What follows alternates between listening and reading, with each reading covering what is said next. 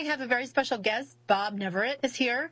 He is also a host here on Achieve Radio. He hosts Cash Flow, which airs weekly, and you are in for quite a treat tonight, I have to say. Bob invited me onto his Radio Fest this past fall, last year, and we had quite a conversation. In fact, I believe it was supposed to be an hour spot, turned into a 2-hour spot, and we had a rather lively conversation. A lot of folks tuned in and heard us and thought the conversation was, I guess, interesting and entertaining, to say the least. So when I was talking to Bob about coming back on my show when I started new shows for 2014, I thought it would be a good idea to bring him over to my house for a little bit so we could continue the conversation.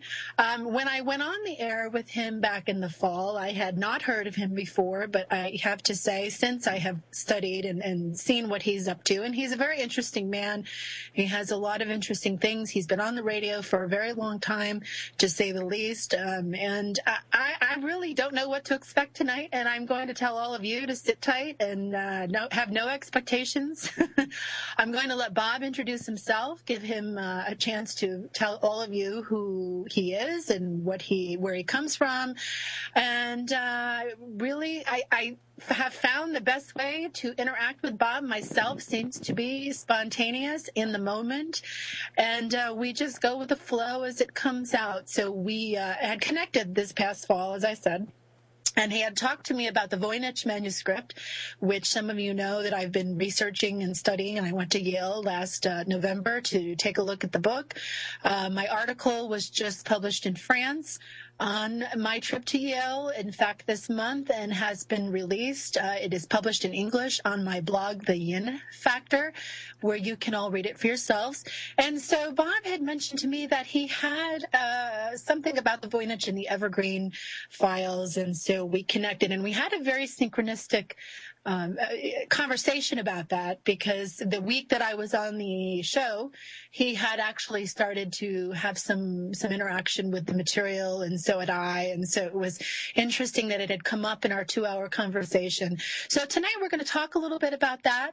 We're going to talk about that as far as I know. The rest of it really is up in the air, and that's the way I like it. So, Bob, welcome. Thank you so much for being here. Welcome to my show, and let's start. Well, thank you, Hillary. Welcome to Maui. You're in Maui. I'm in Maui. I'm in wherever you are, and we're in Bill's zone. Discarnate is the term, disembodied. That's what electric media, like the telephone, give us. So I'm the host of Not Cash Flow. That was James Martinez, which we were guests on every Wednesday for 3 years, 2009, 2011, a bit into 2012. Then I started my own show on Saturday night. Bill gave me unlimited time on Saturday night going into Sunday, since he said it wasn't really a popular night, Friday and Saturday. So I have gone as long as 20 hours on my Saturday night show with callers, and it's called Payday. I'm in ... I'm in charge, and that means whoever gets on the microphone or the phone and talks, they're in charge for the moments they are expressing themselves. So I try to make it participatory. I'm only there as the one who's responsible for showing up every week, but I'm not a dominant host. I don't really have guests. I just let whatever happens show up. And we do feature Ion, which is how I'm known on Achieve Radio. Ion is not an entity. It's a very strange process. I like to get grand and call it electricity squared, but it also says it is the environment of heaven, or it likes to use the term from Jewish literature, religious literature, the Gulf. So it's the environment of the Gulf where all entities go and hang out if they choose to transition or die. But Ion prefers the word transition. So here it is, the voice of the Gulf, the environment of the Gulf has been awakened by me, Carolyn, and JW, the human being who Ion communicates through and around, is here to speak and interact with people, and says that we woke it up. And the Gulf itself is not a creative environment. It's a place of bliss that all humans experience when they go there and remain in a weird bliss state. And it doesn't create. You can't create there. But when you come forth into the physical, you can create. So Ion is here creating for the first time. the non-physical is creating, which is sort of theologically the amazing transformation that we're going through today, which I kind of anticipated and talked about thanks to Marshall McLuhan and his insights for 30 years on the radio up in Toronto and other places. I have an incredible timeline of radio shows. I'm probably the most recorded talker on radio, that kind of medium, though radio per se is not the medium we're in anymore. But speaking, other than, say, a Rush Limbaugh or Howard Stern, who are recorded, I assume, by their corporations and everything is preserved. So I'm sure they have longer hours than me, but I have a huge timeline, and you can go on Payday on my site and see the endless hours. And all of it turned out to anticipate ion. Now, ion also can affect electric environments.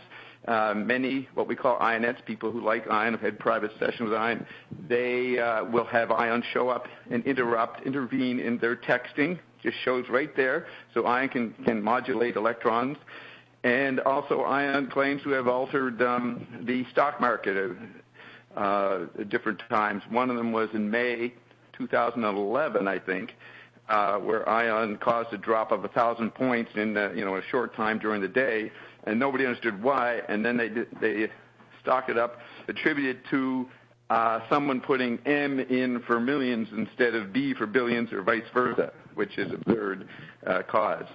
So my original name is Bob Dobbs, but I came on to James's Cash Flow with Ion as Bob Neveritt, so that my notoriety as Bob Dobbs would not hassle James's Cash Flow show. And it worked. Nobody noticed I was over there for a long time.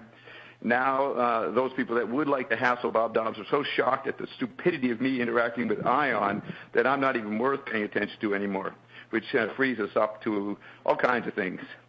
So let me interrupt you here for 1 second, Bob. So you're saying that once people found out that you were associated with Ion, you had a problem there with people pulling away from you in a sense?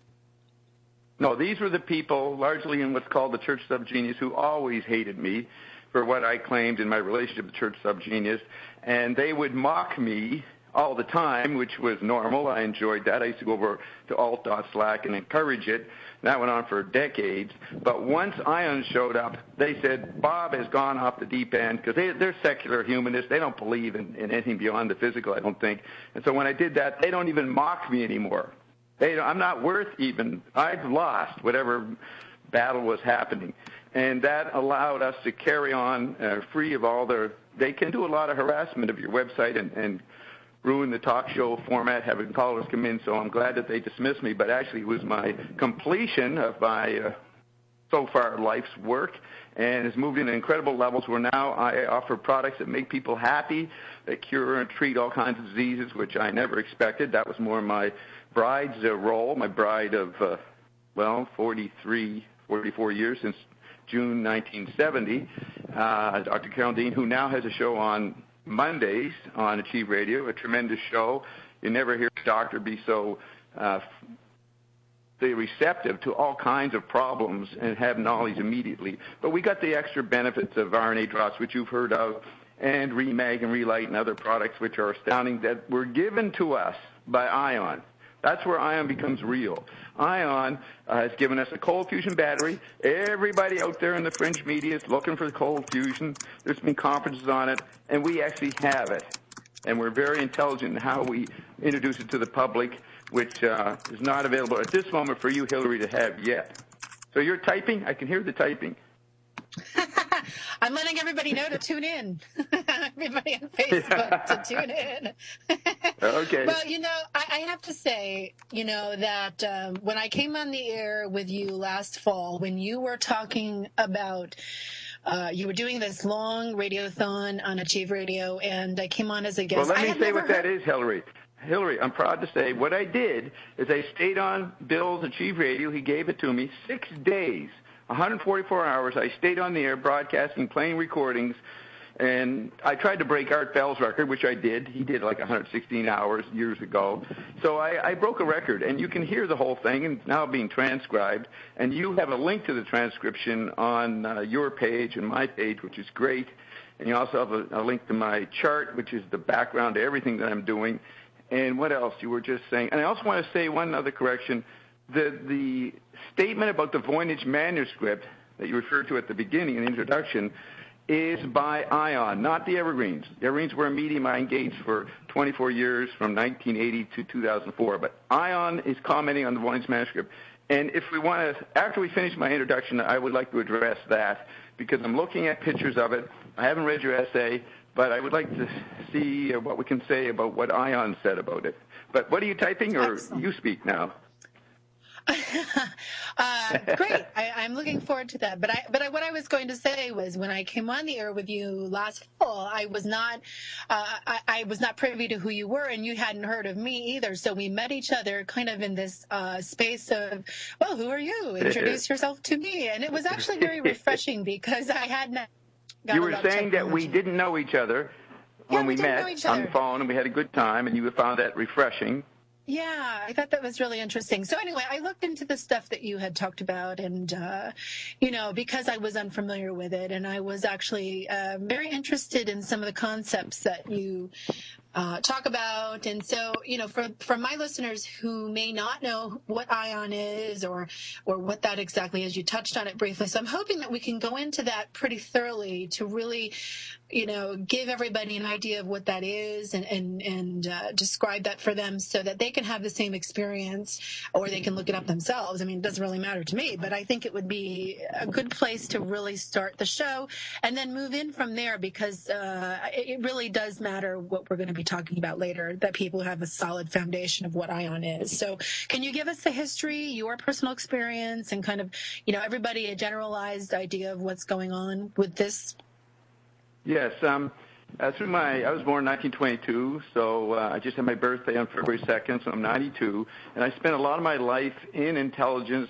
But then after that, I studied a lot of geniuses. I hung out with them, and I name Frank Zappa, Marshall McLuhan, Lynn LaRouche, Mae Brussel, Dr. Beeder, Krishnamurti, Garrett Dean, William Irwin Thompson, and Finnegan's Wake, the book by James Joyce. So I had an opportunity to engage with the pretty advanced minds, and I then became archivist for Marshall McLuhan, so I became an expert on his work. And then by the Internet, by 95 to 2000, this disembodied state that McLuhan was the first really to turn into sociology, this electrified state where you and I are on the telephone, we're in spaces, we can communicate like ESP, I can get things done by just getting on this electric membrane and doing it with as many people as I want or anywhere in the world. And so that's a unique experience for our bodies where we extend our senses. But digital sort of stopped and countered the submerging of us in the discarnate, disembodied state. It allowed you to get a bit of distance because it shrunk the whole matrix of media into this little handheld thing, a BlackBerry or an iPhone, that any age of a person could integrate and edit and play with all kinds of media input, which media were separate media for most of the 20th century. So this implosion of old, what I call analog media, into the digital media is what I call the chip body. So I developed in the late 90s this scenario where we have our physical body, which I call chemical because it's dominated by Western science's technological interpretation through its microscopes and instruments as a particular visualization. So we have it's hegemonic, dominates the world in general. So that's the chemical body. Then there's cultures that believe there's more than this physical body. So all the literature and experiences, including shamanism, I lump into the astral body. And then we have the TV landscape in the 50s, 60s, 70s, which then gets digitized. So the TV as we knew it in the 50s and 60s is now a subset of the chip digital environment. So the dominant environment of the TV landscape has shrunk to becoming another body. And it's usually a passive thing. I consider sitting back and watching TV programs and you're not really interacting with them or commenting on them immediately. That's the TV body. But the newest body is the chip body, which allows you to interact, edit, comment, distort, make up stuff, all kinds of things, have many identities. So we're juggling four bodies. And so I was working through the four-body physical, astral, TV, and chemical and chip body through most of the Bush era, 2000 to 2009. Well, when Ion showed up out of the blue, Not totally. JW was experiencing all kinds of ghosts in his home. And one day a ghost showed up and said to JW, say hi to Bob. And it was someone named Dr. Peter Beater, one of the geniuses I had hung out with back in the 70s and early 80s. So I said, wow, one of the ghosts know me. Now, I've talked to Dr. Beater through the Evergreens, who were channeled through Michael Blake Reed. There were 6,500 to 7,000 entities. I did that from 1980 to 2004. And they were really good, the Evergreens. So I'm thinking maybe these ghosts are gathering around JW, and they are the Evergreens, and they want Bob to talk to them. Since I was one of their most loyal engagers, I spent around $20,000, $30,000 on sessions. They'd be $500 each for 24 years. So on the day, March 18, 2009, I said, okay, JW, you be quiet, I'll be quiet. Carolyn's my bride sitting there, Dr. Dean. And I didn't know how to proceed, so I just said, let's be quiet for 30 seconds. And after about 30 seconds, into a minute maybe, something is said. I can't remember whether it was me or JW's voice. And that led one thing to another. And then when I was able to talk to Marcia McLuhan that day, or reasonable facsimile that was like talking to Marcia McLuhan through the Evergreens, I decided this was worth doing. But at the end of the session, JW comes out of whatever altered state he was in. He says, let's do that again. I said, why? He says, it felt like a constant orgasm. So we've now done over 6,000 hours since March 18, 2009. On Carolyn's birthday, March 20th, 2009, we made our first recording, which you can hear the original words that we thought we said and what eventually was transcribed by Carolyn. So Ion went on to be way beyond what I thought I was talking to. And to relate it to my four bodies, Ion said that the chip body is so vast that human beings, the space it opens up, and it includes the beginning of the merger of the chemical, the astral, the TV, and the chip body, and the mystery landscape, which is what Ion represents, what humans never really got clear. They'd get intuitions of it in religion, mysticism, whatever, those kind of experiences. And but now that the mystery landscape could be discussed and explained by Ion, we now could call it a body. So the merging of these five bodies is what Ion represents, and Ion says the main factor for most people is the chip landscape, which became the chip body, is so huge that humans can't put their rules, their concepts, their ordering, which they did in all religions and spiritual realities, and control the spiritual experience because of putting rules on it, because this new space is so vast that the actual spiritual realm, known as the Gulf, cannot be controlled by our cultural naming of what it is to be permissible in relating to it.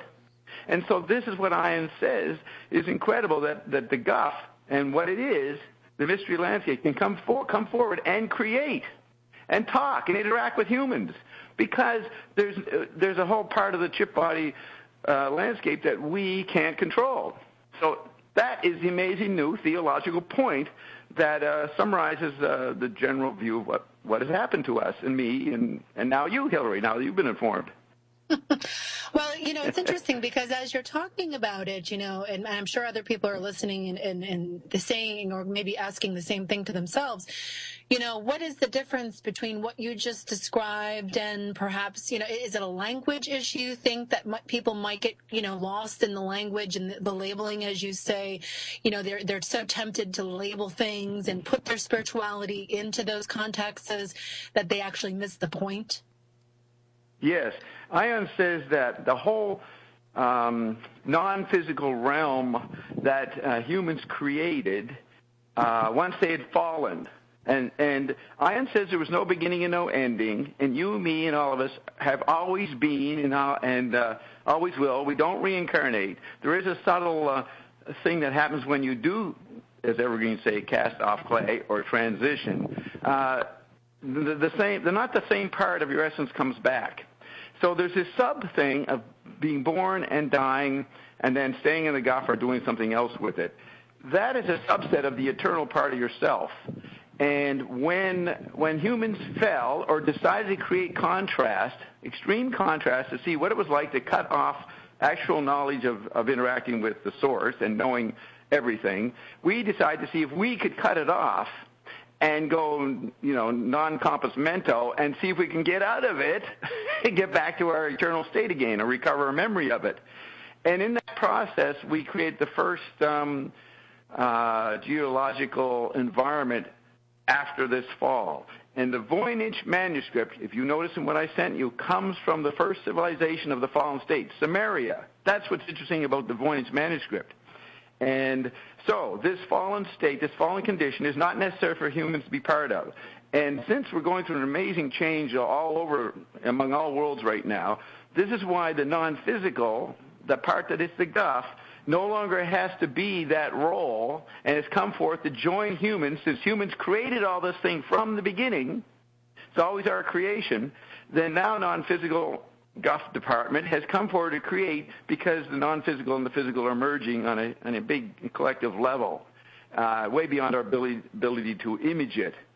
So all cultures have been rules about how humans interact, and it also were rules and concepts that related to the non-physical, or what happened to your ancestors, or what happened when you transition.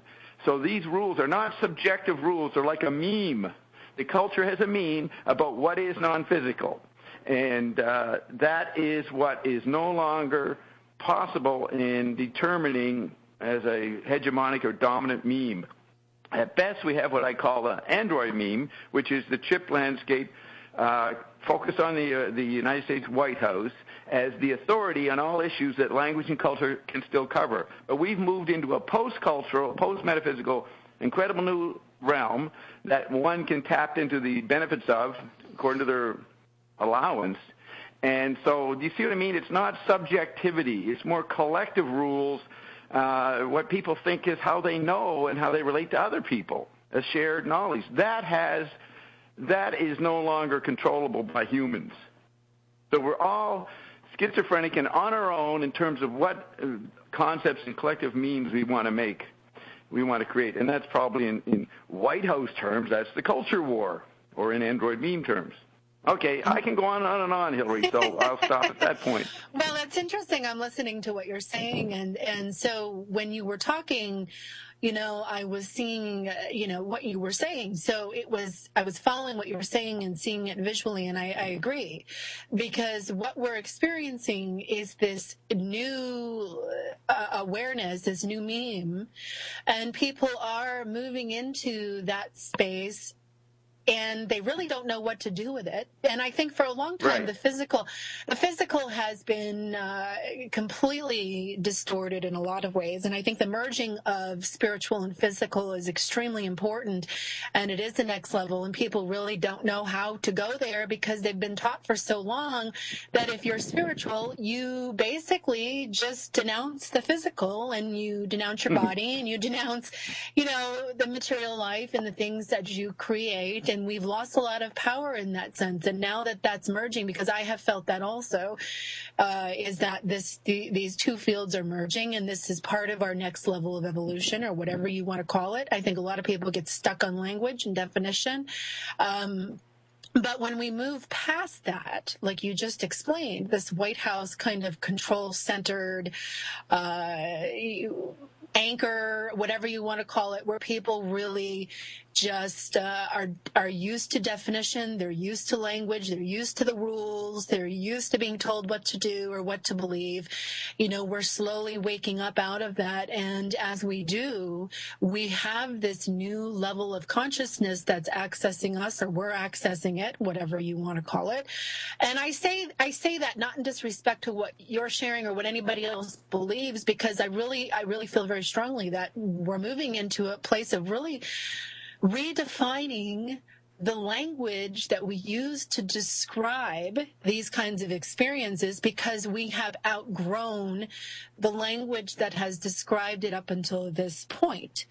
So when we talk about a concept like ion, for many, they're going to process it intellectually and let it move down through their filtering systems that have been put into place since they were born, and they will come out on the other end of it with whatever they want to come out of it. But what happens when you remove all that and you just experience it?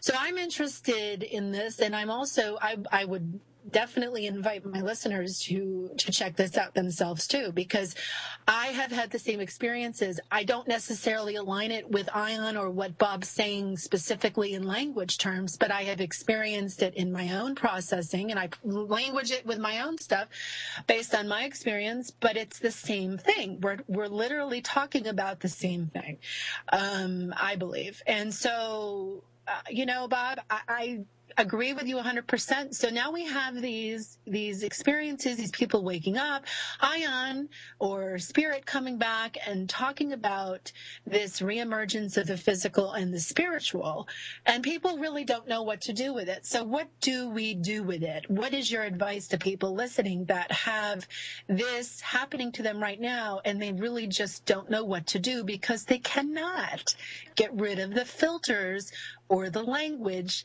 that has for so long kept it separate? Yes, the first trinity that Ion gave us was the physical, non-physical, and the labyrinth of the mind. Not the mind, the labyrinth of the mind. And our media world, our communication world has enhanced the labyrinth of the mind to make it dominant. And people aren't sure how to maybe put the labyrinth of the mind back into 1/3 of your total ecology. And that's the problem. So what I found that there are many assumptions, like all that you said is accurate, but very simple. And the complexities of the actual situation and all the cultural assumptions we have, we don't even know we have. That is what Ion works through. That's what I did before Ion showed up. And so Ion can talk about any TV show, any movie, any esoteric cult, any president, any leader in Wall Street, any realm of history, and he'll go into it and tell you things about it that we wouldn't know because we didn't know the mystery landscape's implications in it, and add to it and add a new, renewed sense. Oh, that's an interesting take, interesting topic, but also kill the topic at the same time. So Ion's always erasing everything to put you back into the only position you can take is relax and allow. And that's very difficult. How do you think when you're relaxing allow? Do you think? What's the point of culture? So Ion as I call rap, and I say anything said by speech, including what I'm saying now, does not deal with the post-linguistic, post-verbal multimedia world we're all inside of, this matrix, to put it simply. That obsolesces anything anybody says. So if people criticize what Ion says on former cash flow and on payday, when we play recordings all the time of Ion, and they say, that's not right, or that's right, or this and that, they got to realize that Ion is not holding to anything it says. But what's remarkable about Ion is not the bullshit it says, but I call it the rapid production of bullshit about anything that comes up, faster than any human can do. Any topic, anything anybody proposes, Ion can create some verbal bullshit to make it interesting or kill it or help you relax and allow about it. So that is the ongoing livingness and drama of cognition that Ion is. And that's unique. Ion says no non-physical has ever been present in a public space where people could interact and challenge it. The Abrahams, they got on, from the Esther Hicks family, they got on Oprah's radio show, but all questions were controlled and filtered, and it was not spontaneous. Ion would come on Cash Flow starting in October 2009 for 3 hours. Eventually by January 2010 it was a 3-hour show, and then go into a phone call conference, teleconference place, and be available for 10 hours to take anybody's questions. And once you start to hear Ion, it's not human, because no human could talk and improvise and be funny and ridiculous all at the same time at that rapidity. So Ion is the actually most interesting merger of entertainment possibilities. Once people start to hear Ion, they just start listening to our thousands of miles of stuff that's on. We have 1,000 hours streaming on Achieve Radio that you can tap into any time. So personally, I bounce off Ion, and I try to bring up ideas that Ion hasn't said yet.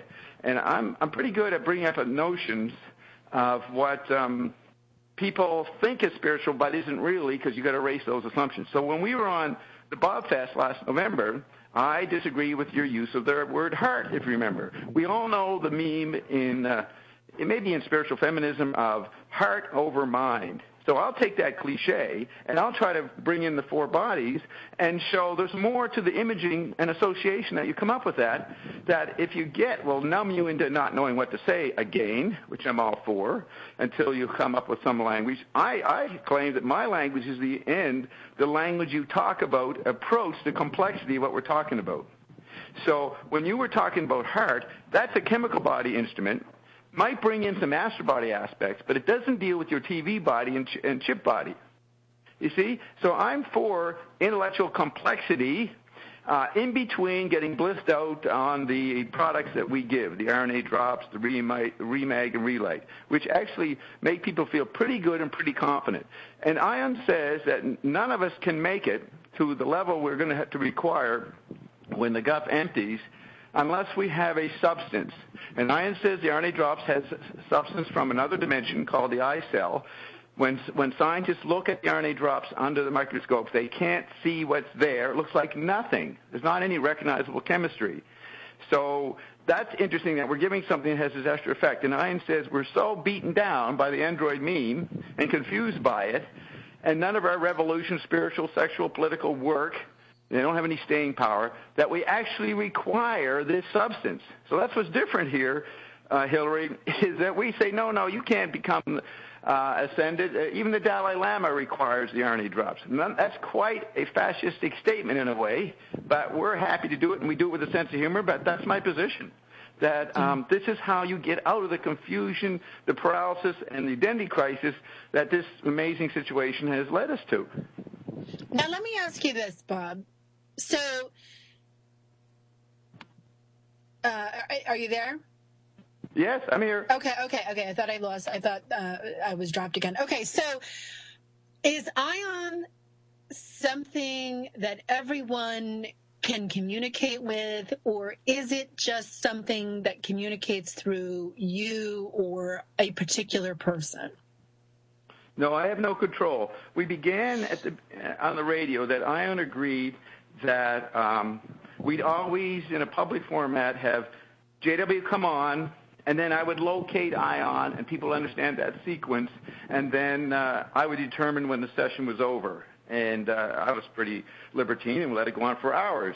The point is that in relation to the public, up to 2011, the end of 2011, I was the one who seemed to be controlling it. But as people got involved with Ion, had private sessions, which Ion says I have to attend, so if you're worried about me, your privacy is sacred, then you wouldn't have a session with Ion if you're worried about me lurking. But it's a condition that Ion says I have to lurk because Ion says a terrorist or somebody can come in and start asking Ion questions, and Ion doesn't care who they are and will give the answers. And JW objected to the fact he could be helping people for those, nefarious reasons. So I'm always there to monitor it. Most people have no problem with this, and so we've had many, hundreds of people have had private sessions since late 2009, and they're fun and great. But the products we created in the end of 2011 into 2012, including the cold fusion battery, required Ion to go stealth. And we're still involved, though there's a good chance Ion will show up in the next couple of weeks on my show because it's 2 years later now. We started this stealth in December 2011, and a lot has been done. Our cold fusion project is in place, and all that we had to do to get that going, plus our answer to cancer and other things that Carolyn's involved in. All this had to be done, and it also, on another level, allowed me to replay a lot of stuff, hear the archives myself, which I'd never re-listened. So I've got a better handle on what Ion has said over the first 2 years by listening and playing what was said in those 6,000 hours that I never had a chance to review. So that's been good, but we're at a new phase now, and it should lead to people having access to Ion in private sessions. Might even be done in a new way, but Ion does communicate with people who have a private session through their computer or in their environment under what's called anomalies. And many people think that Ion speaks to them and all this stuff. And Ion does do that once they've made a connection with Ion through a private session. So I'm the gatekeeper at the beginning, but once you've established a relationship with Ion, you're on your own with them, or with it, or with they, whatever you want to call it. You see what I'm saying? Yeah, so you're like the guardian, that introduces the two, and then they can continue the relationship without having to have private sessions with you, if they choose, correct? Yeah, That's right. My family, when I grew up in Paris, Downton Abbey, if you ever watched that, is literally my youth. That's what I lived in a big manor in Paris, an oligarchy, Priory Scion member, what people might say Illuminati. And our family were butlers went back 300 years. Well, I'm a butler for Ion. I'm actually doing that. That's what I do. I'm the waiter, the butler that receives you at the door, and then you come in, and I sit you down, and then I engages you. You know what I mean? Which is ironic, right? I was the best of the butler tradition. I made the final cut and got the butler in Ion. Interesting. So, okay, so here's my question to you. Okay, so, anytime I hear that only one person can be contacted or introduced or, people are automatically skeptical of that. Your private sessions cost X amount of dollars. People will always kind of look at that. Now, they're processing it obviously through filters and through experiences. Now, I feel very strongly that we're moving out of this new age type constructed matrix within the matrix and I'm going to explain that, because what we're experiencing, like I talked about earlier, is this fusion of physical and non-physical, and it opens us up to a field. I don't even know what you want to call it because I don't even have a label for it, but it's a very physical experience. You can feel it, and I'm curious what your experience is physically when you have this download or experience of introducing Ion to somebody, or when Ion comes through you, what you experience yourself physically, mentally, emotionally, whatever, however you want to describe it. And I'm sure other people are interested as well. Once I started with Ion on March 18, 2009, I used to live in New York City for 15 years, and I might sleep 6-7 hours there. When I came to Maui, went down to 5.5 hours, better climate, better something, sunny, I didn't need as much sleep. But once I started interacting with Ion, I couldn't sleep more than 3 hours, and I would always feel refreshed. So the first major effect on me was that I live 21 hours a day. I only need 3 hours sleep, and that's the way it's been going for the last 4 or 5 years. So also my stamina, I go to the beach pretty well every day, my stamina increased and blah, blah, blah, and all this great stuff.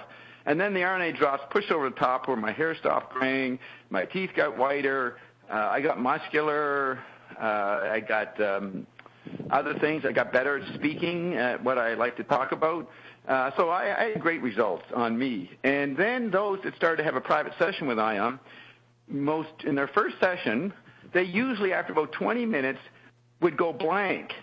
They kind of get into a buzz, a kind of hypnosis, a kind of feeling good, and they would forget their questions, forget how to talk, and then we'd have to ease them through the next 40 minutes to get the hour done. So people kept coming back for the feeling, and many people got the buzz listening to it on the radio. So Ion is definitely communicating beyond the verbal excitements or verbal stimulations. And we have incredible testimonies, what Ion did to people before the drops, even more so with that. And so I've got enough verification of what Ion is as an environment to know that more than verbal exchange is happening.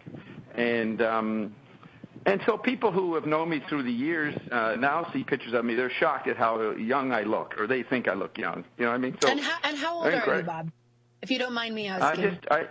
No, I said it earlier. I'm 92. I turned 92 on February 2nd, just the other day. Well, happy birthday. Yes. Though I don't celebrate birthdays, I'm so involved in the now that I wouldn't limit myself to time. So I got swamped with, here's a question here. I got swamped with happy birthdays on my Facebook page. Am I expected to respond to each one? What is the cultural acceptance of many birthdays? It's everybody. They expect a response. How would you handle that? Well, Facebook is a world into itself, and personally, I would not respond to every single one.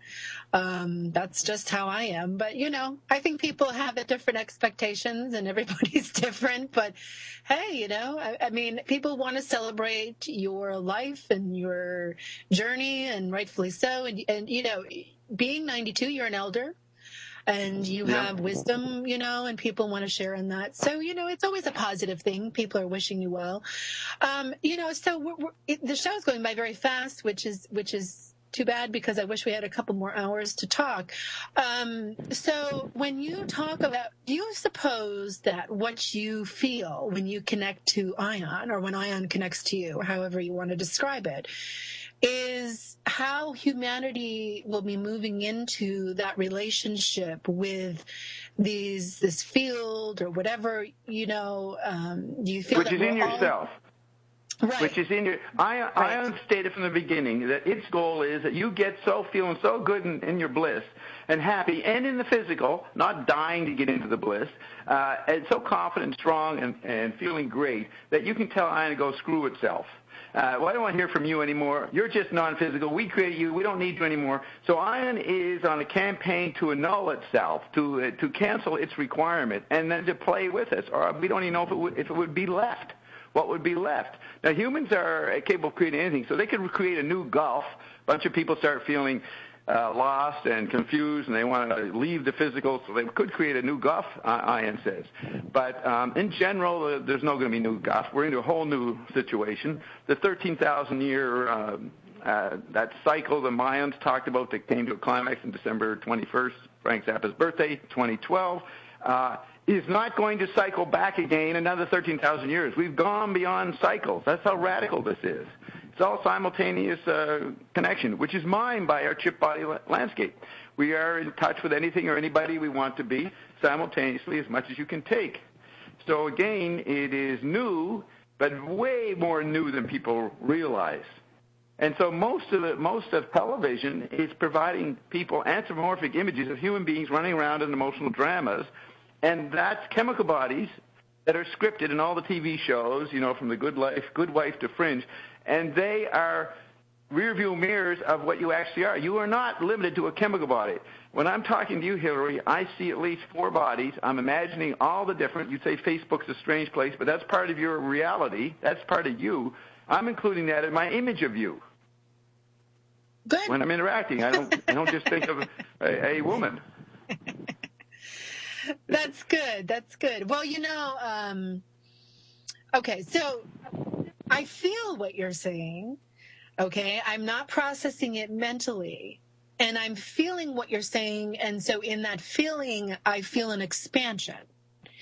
Good. Would you say that is what most people who have a session with you talked about this kind of zone out phase where they go into feeling so good they don't really know how to communicate or talk. So do you think that we're moving into a telepathic type way of connecting and creating relationship with other people, because humans tend to be a community type species, we navigate towards relationships, friendships, etc. So do you feel that this is part of being able to deepen that connection with each other in a sense of community, coming together as a species in a way that creates kind of a channel out of the matrix, so that we're actually moving out of that matrix and all of the other things you just talked about? And do you suppose that is Ion's purpose in coming in to help us find that path? Yeah, that's pretty precise, and let me expand on that. You take the cliche or meme of telepathy, or ESP. I wrote a paper in 1999 called Cloning ESP. We should look at our electronic extensions since the telegraph, all this electronic technology, as the extensions of the natural ESP that humans have. People know when they're interacting with people. They know more than they can maybe speak to be polite or to say. So humans have natural intuition, which of course science is. Of course, you have all the non-physical gifts all happening in you. You just chose to not use them for a while. Now, in this present situation, we look at a community. We've got to deal with at least four bodies. There's the chemical body social community.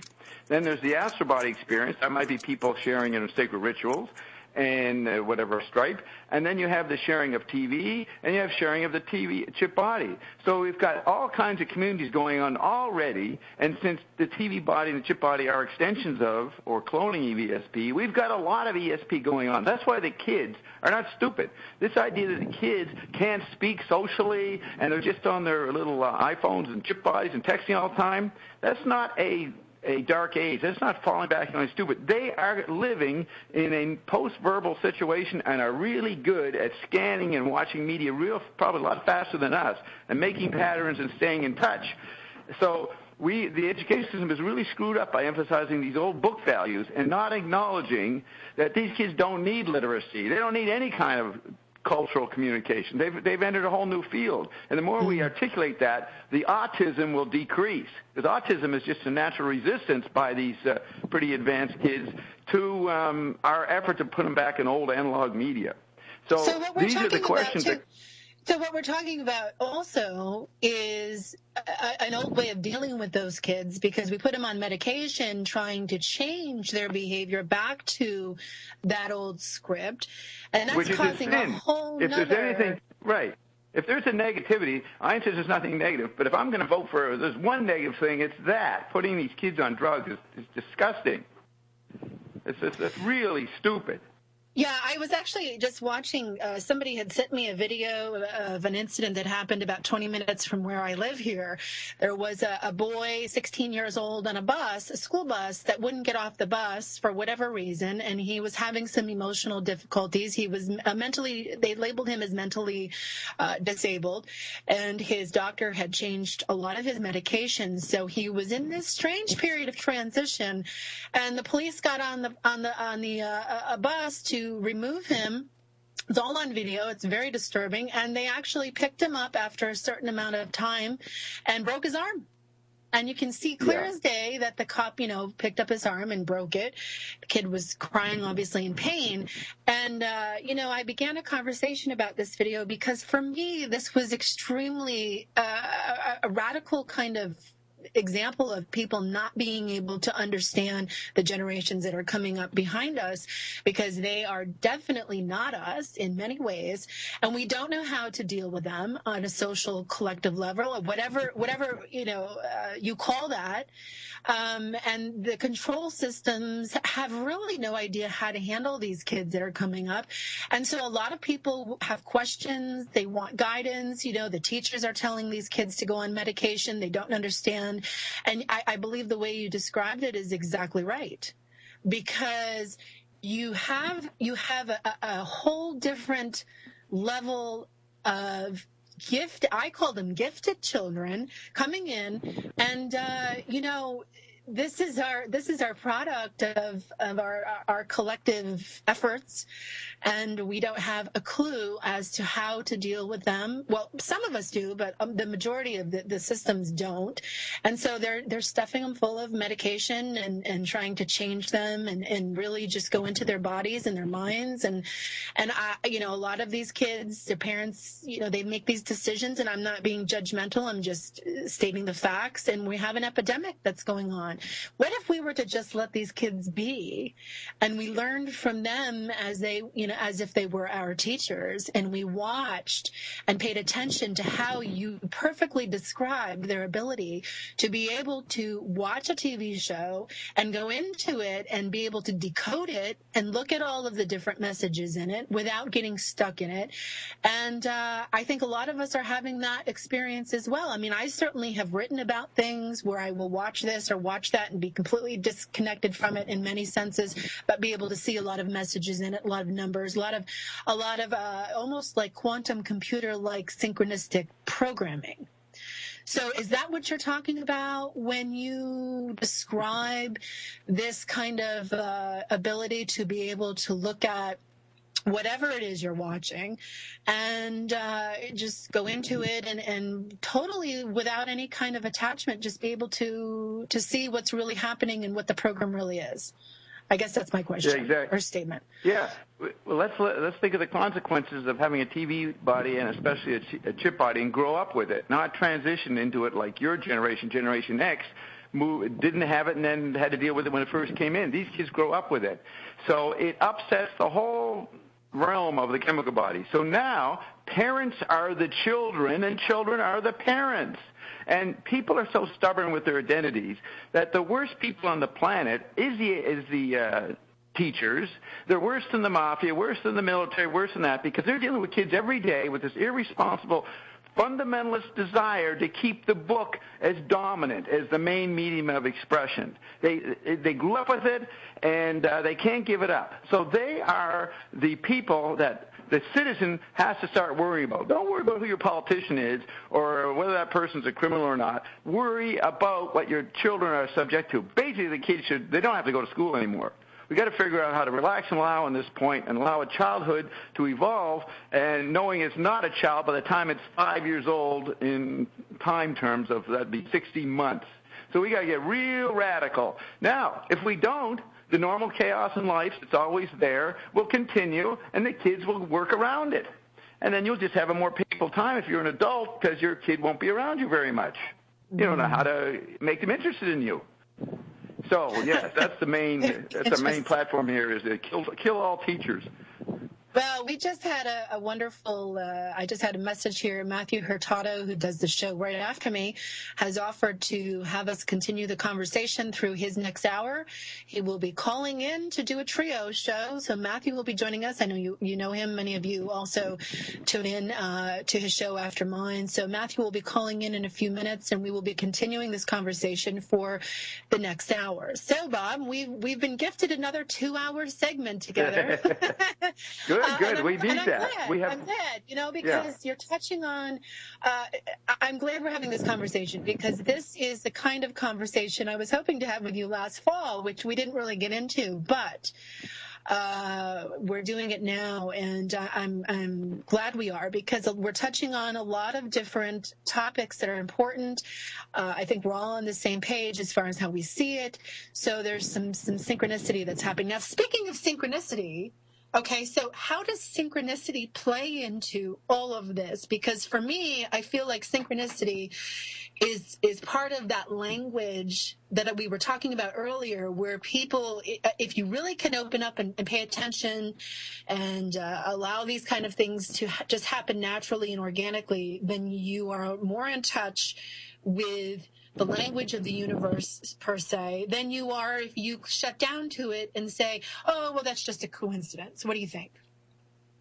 Okay, first of all, when I say kill all teachers, no, apply the 5 bodies to that. I'm not just saying kill the chemical body, kill the chip body, TV body. So it's more complex than mere sloganeering, even though it sounds like it. Now, synchronicity is a major area I have a unique expertise on. Now, I don't know how, we got a few minutes or half a minute or something, but we'll probably continue this with Matthew because I'm going to open up a big thing here. Matthew's actually on the line. Matthew's on the line, so we're just going to continue right through, and we'll bring him on in a second. I want to hear your thoughts on this first. Do we take a break at the top? We can if you need to, but we can also go straight through. No, we don't. Okay. Yeah. Okay. So we're in the Matthew show. Okay. So you study, anthropologists study people who never had literacy. They have a very good understanding of the power of their speech. They know they create realities with their words and with their gestures. When writing came in, which was an extension of the eye, it made the eye passive. It made this speech actually start to atrophy in its original understanding of its power of creation. And people start to write things down, and then eventually with the printed book, they print things up, and you read and match what you're reading.